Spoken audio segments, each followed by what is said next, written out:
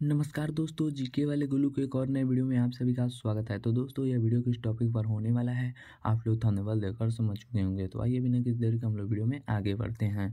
हमारा पहला सवाल है, तुलसीदास के बचपन का क्या नाम था? ऑप्शन है रामबोला, रामदेव, रामलाल, मुनीलाल।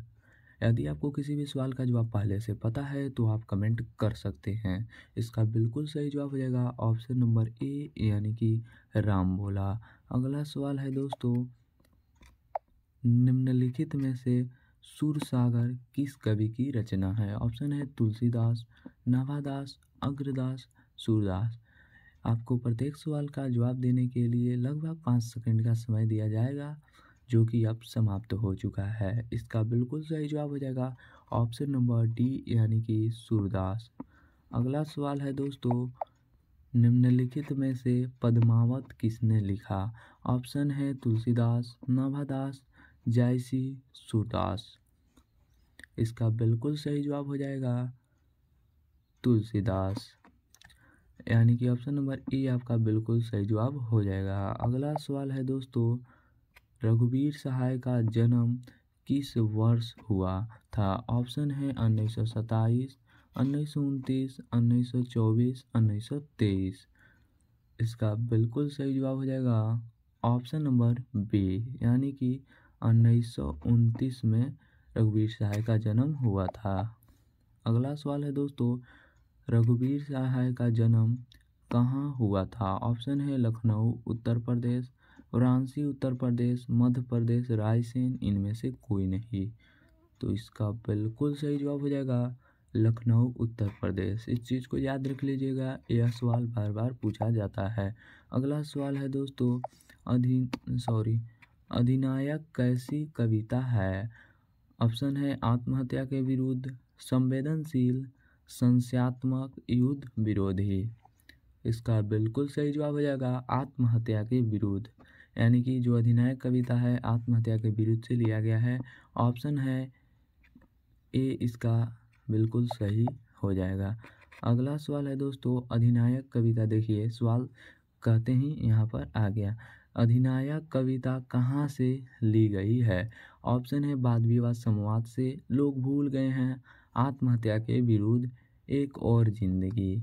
तो इसका बिल्कुल सही जवाब तो आप जानते ही हैं, अभी अभी मैंने बताया है, आत्महत्या के विरुद्ध, यानी कि इसका बिल्कुल सही जवाब हो जाएगा ऑप्शन नंबर सी। अगला सवाल है दोस्तों, हरचरना क्या पहने हुए था? अधिनायक कविता का हरचरना क्या पहने हुआ था? ऑप्शन है स्कूल ड्रेस, लाल धोती, कोट पैंट, फटा सुथना। तो इसका बिल्कुल सही जवाब हो जाएगा, यदि आप पढ़े होंगे अच्छे से तो इसका सारे सवालों का जवाब आप अच्छे से दे सकते हैं। इसका बिल्कुल सही जवाब हो जाएगा ऑप्शन नंबर डी। यदि आप नहीं पढ़े हैं तो अभी से पढ़ लीजिए, आखिरी मौका है दोस्तों। अगला सवाल है दोस्तों, हर चरना हारा हुआ मन बेमन जिसका बाजा रोज बजाता है, यह पंक्ति किस कविता से ली गई है? ऑप्शन है हार जीत, अधिनायक, पुत्र वियोग, इनमें से कोई नहीं। तो इसका बिल्कुल सही जवाब हो जाएगा ऑप्शन नंबर बी, यानी कि अधिनायक से ली गई है। अगला सवाल है दोस्तों, रघुवीर सहाय को किस पुस्तक पर साहित्य अकादमी पुरस्कार मिला? ऑप्शन है वाद विवाद संवाद से, लोग भूल गए हैं, आत्महत्या के विरुद्ध, एक और जिंदगी।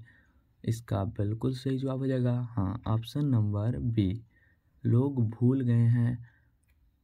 अगला सवाल है दोस्तों, तांबा शब्द कौन संज्ञा है? संज्ञा है, ऑप्शन है व्यक्तिवाचक संज्ञा, समूहवाचक संज्ञा, द्रव्यवाचक संज्ञा, भाववाचक संज्ञा।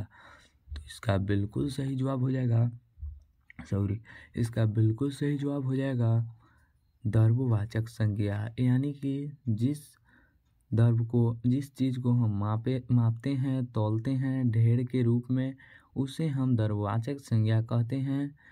जिसे मतलब धातु या धातु का बोध होता है, उसे ही तो हम लोग द्रव्यवाचक संज्ञा कहते हैं। तो तांबा क्या है? द्रव्यवाचक संज्ञा, इसे मापा जा सकता है। अगला सवाल है दोस्तों, अगला सवाल है, राजपाल शब्द कौन संज्ञा है?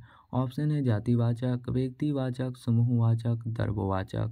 इसका बिल्कुल सही जवाब हो जाएगा जातिवाचक, यानी कि ऑप्शन नंबर ए आपका बिल्कुल सही जवाब हो जाएगा, क्योंकि यह पूरे जाति का बोध कराता है। अगला सवाल है दोस्तों, सूरदास शब्द कौन संज्ञा है? ऑप्शन है जातिवाचक, व्यक्तिवाचक, दर्भवाचक, समूहवाचक।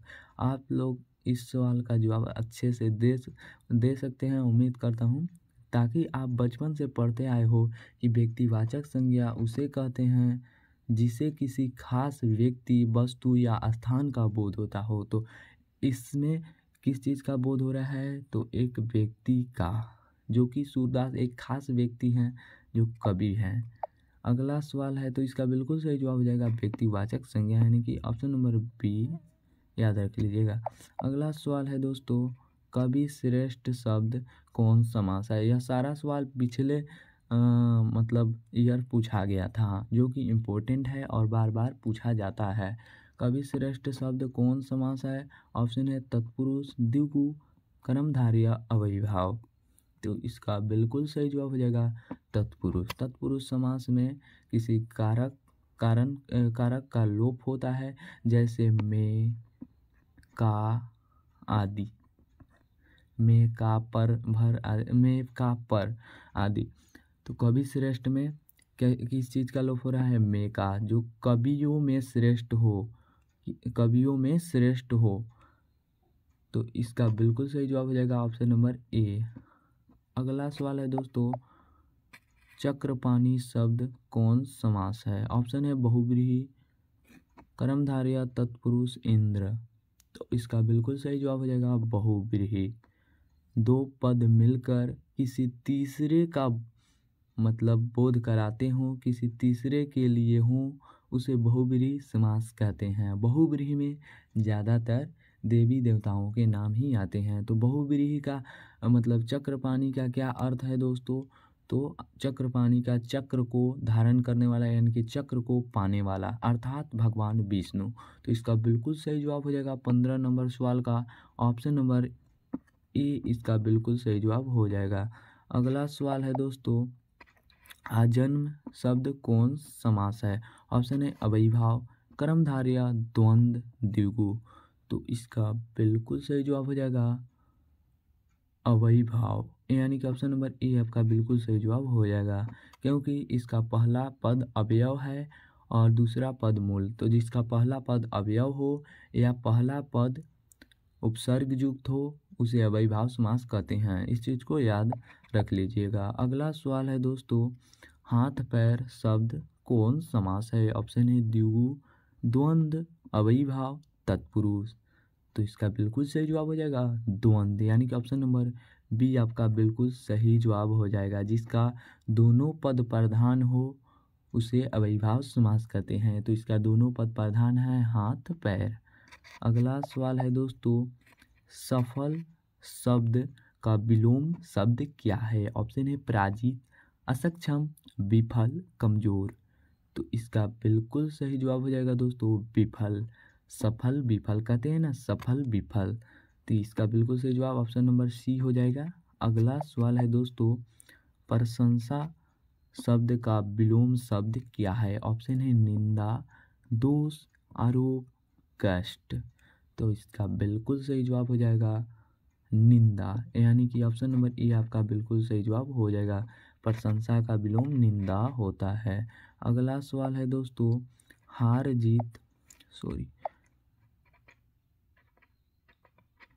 जीत कविता में कवि कौन है? ऑप्शन है रघुवीर सहाय, विनोद कुमार शुक्ल, मलयाज, अशोक वाजपेयी। तो इसका बिल्कुल सही जवाब हो जाएगा दोस्तों, हार जीत कविता अशोक वाजपेयी की रचना है, यानी कि ऑप्शन नंबर डी आपका बिल्कुल सही जवाब हो जाएगा।